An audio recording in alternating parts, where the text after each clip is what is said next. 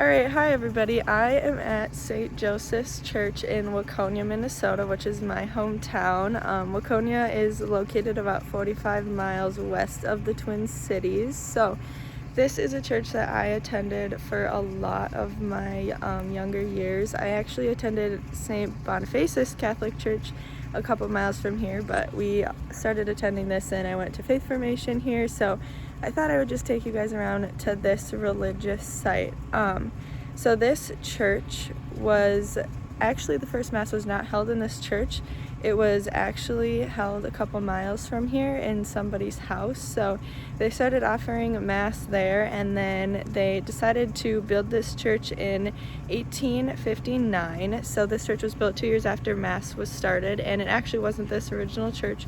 It was a log church, so it was just a tiny little church, and it was built down on that end of the block here. And then this church was then built in 1875 just to accommodate for the large number of parishioners and people who were attending mass here. And then later in the early 1900s, this current church was built to accommodate again for the large number of parishioners. So the church you see here today was the one that was built in the 1900s, and then this part here was added on in the late 1900s, and it's called the narthex. So what you see there is just a gathering space to accommodate the handicap needs and just extra space for the parishioners as well. So that was built in 1994, and then across the street over here is St. Joseph's Catholic School. So the original school here was built in 1908, and then this current school was built in the 2000s. So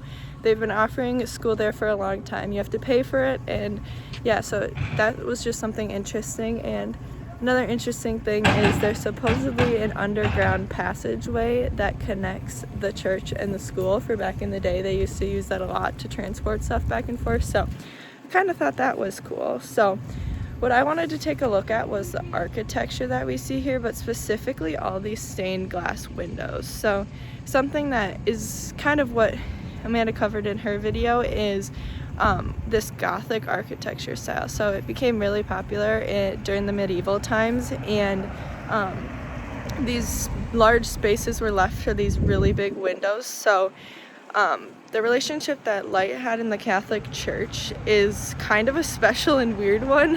It's seen in the Bible a lot with how light is portrayed in all the biblical stories. So these large windows were used to kind of portray that relationship that the Catholics had with light, and kind of highlight what Catholicism meant to them, and the light and what that meant to them as well. So in order to fill these big spaces, these stained glass windows were used, like I said, for the light. And then also during the medieval times, not many people could read, so there's a large rate of illiteracy among the people, and a lot of young kids also couldn't read. And what I kind of wanted to look at was the relationship between all of these windows, and how Catholicism wanted to be kind of this universalism religion, and how they wanted to kind of appeal to everybody around the world. And as we know, they were a minority, so it was hard for them to appeal to people. So what they did was they used these stained glass windows to portray the biblical stories, and put all of the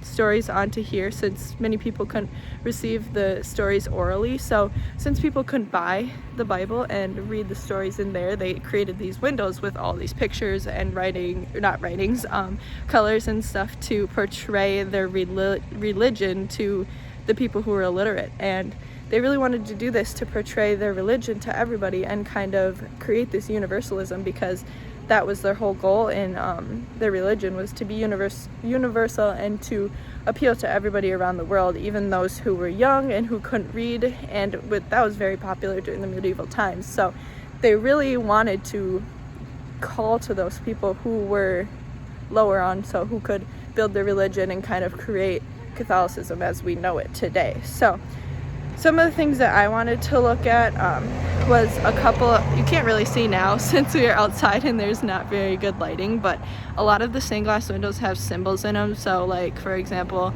a cross would represent Jesus Christ, or like white represents holiness or innocence, and purple kind of represents God the Father. So a lot of the colors and stuff have symbols, but it's really hard to see from out here, and the church is locked, so I can't go inside.